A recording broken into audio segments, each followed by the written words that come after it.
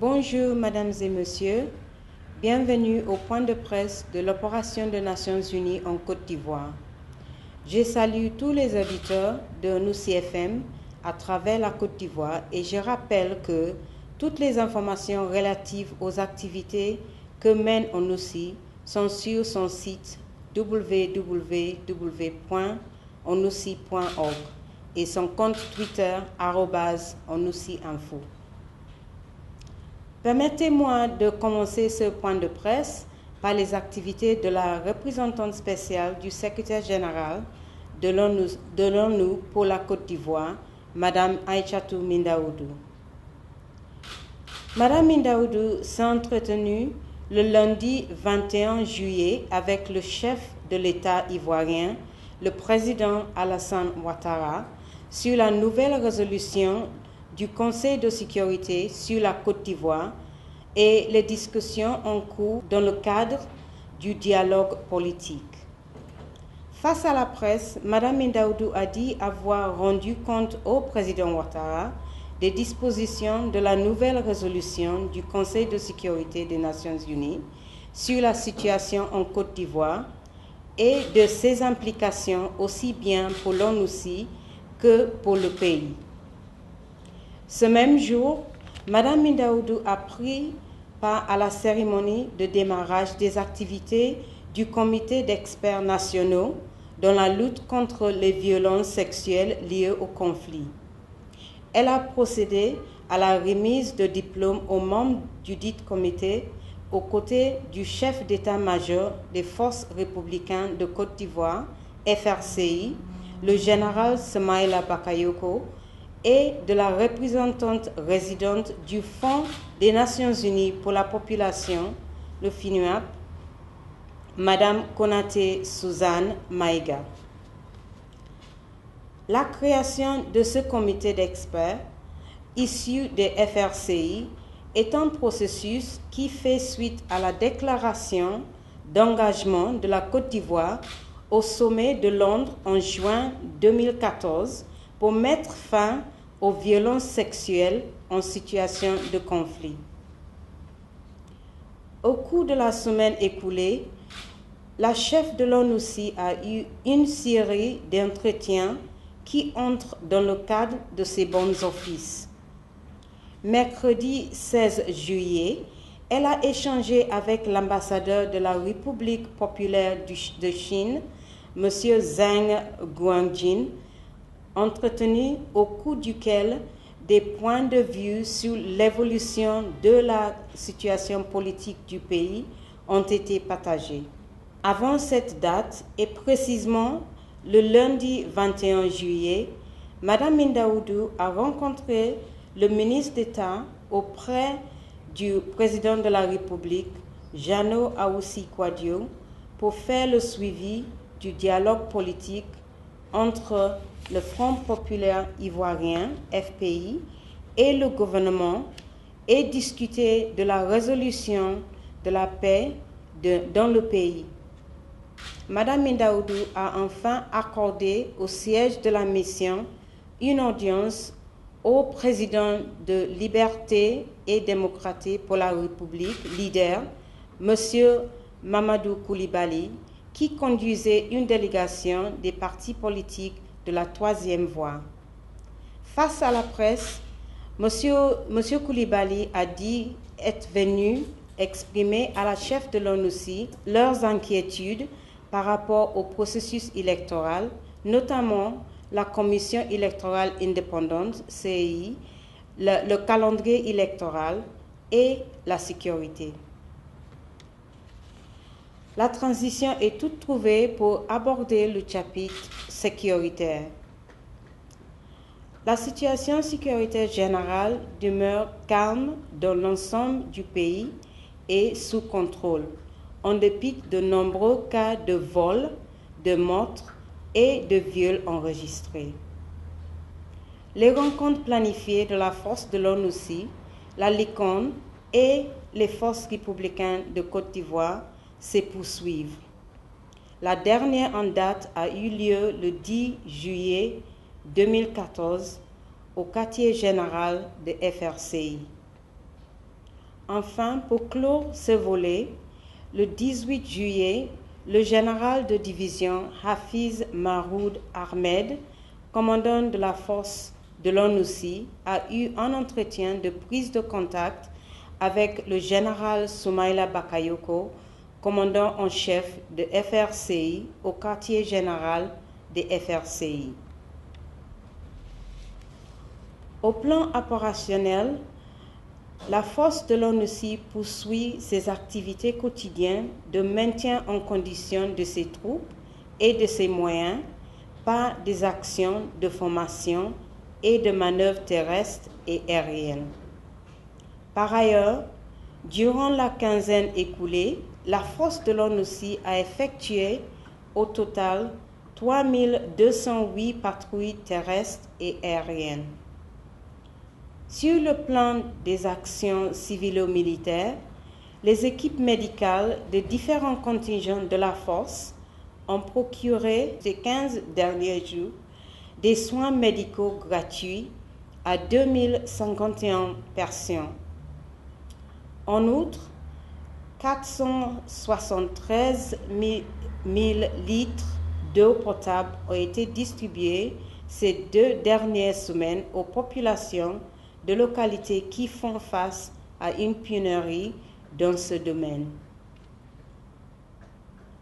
La composante police de l'ONUCI, appelée communément UNPOL, poursuit ses activités d'accompagnement de la police et la gendarmerie ivoirienne, notamment dans les domaines de protection des populations civiles, de l'ordre public, du renforcement des capacités, du mentorat et de la colocation.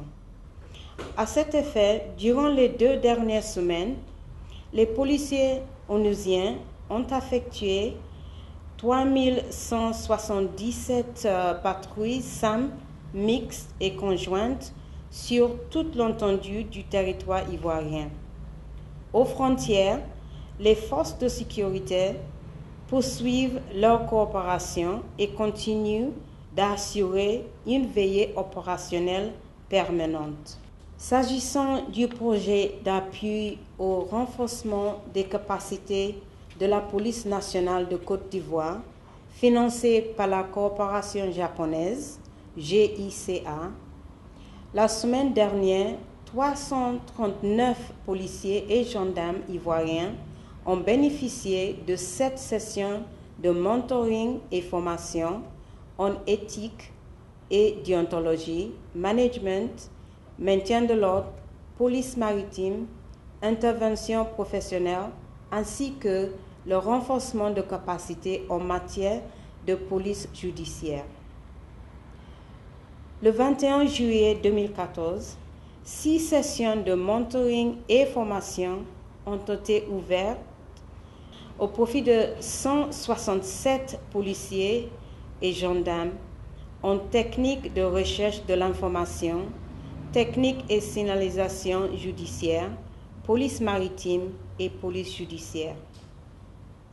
2 sessions de mentoring ont été ouvertes au profit de 4 formateurs pour la formation de 24 policiers en éthique et déontologie et de 20 policiers en management.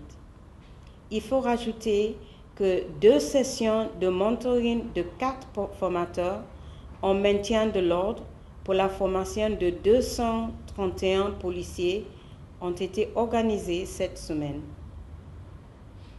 Durant les 2 dernières semaines, 72 séances de mentoring ont eu lieu sur toute l'étendue du territoire ivoirien au profit de 697 policiers, gendarmes, agents pénitentiaires et FRCI ivoiriens, notamment en matière de police judiciaire, lutte contre le racket, droits de l'homme, droits de l'enfant, genre, maintien de l'ordre, police de la circulation routière et accueil du public.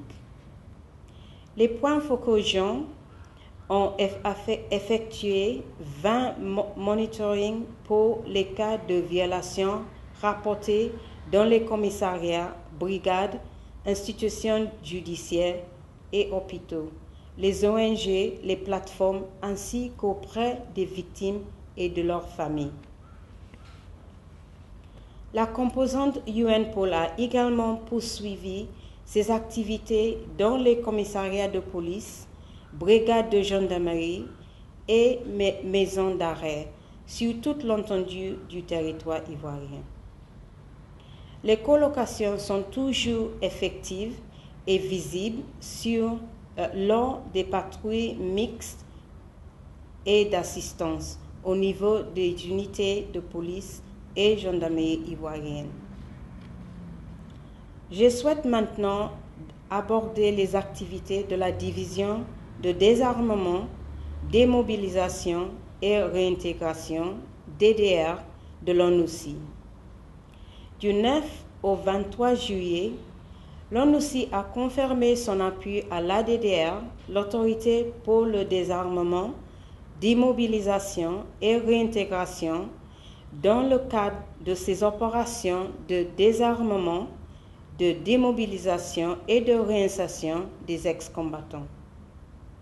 Cet appui consiste d'abord en un soutien aux opérations de désarmement et d'immobilisation, opération DD de l'ADDR sur le site d'Anyama.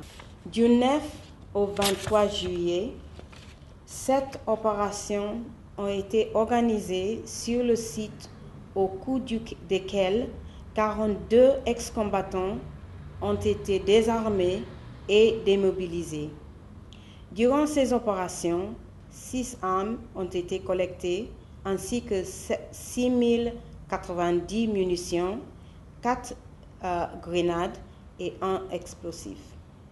Enfin, 2 opérations de collecte d'armes ont eu lieu sur le même site dans lesquelles 20 armes ont été collectées et registrées. L'ONUCI a aussi continué son appui logistique et financier aux activités de réinsertion et de resocialisation de la DDR. Pendant cette période, un groupe de 1622 démobilisés ont participé aux formations de réinsertion menées par la DDR dans le cadre des projets des artisans confirmés et génie civil à Bouaké, Bunduku et Guiglo. Il faut préciser que 546 bénéficiaires ont terminé leur phase de resocialisation dans le cadre d'un programme organisé par la DDR à Bunduku. Enfin, je voudrais terminer par les activités dans le domaine de la promotion du respect des droits de l'homme. Au cours de la semaine du 15 au 22 juillet 2014, la Division des droits de l'homme de l'ONUCI, communément appelée DDH, a documenté 2 cas de mauvais traitement impliquant 2 éléments de FRCI à Dibi, à 40 km d'Aboisseau.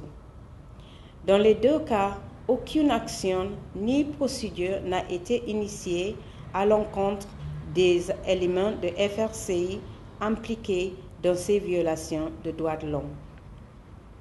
7 cas de viol, dont 5 commis sur des mineurs âgés de 9 ans à 14 ans, ont été documentés par DDH à Boisseau, Bunduku, Daloa, San Pedro, Taï, Toulopleu et Yamoussoukro.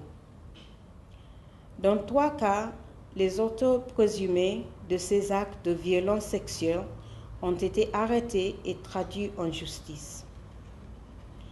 4 sessions de sensibilisation aux droits de l'homme ont été organisées à l'intention des populations des localités d'Aboisseau, Douekwe, Kachola, Nézobli, près de Toulopleu. Au total, 518 personnes, dont 345 ex-combattants et 93 détenus, des membres d'ONG, des responsables administratifs, des jeunes, des femmes et des enfants ont pris part à ces séances de sensibilisation qui ont porté sur les droits de l'homme avec un accent particulier sur la répression des actes de violence sexuelle. Enfin, le DDH a pris part à Abidjan au séminaire organisé par le Centre international pour la justice transitionnelle et le ministère de la Justice, des droits de l'homme et de liberté publique sur les mécanismes de protection des victimes et des témoins. Je vous remercie et je suis disponible à répondre à vos questions. Pas de questions, je vous remercie et à très bientôt.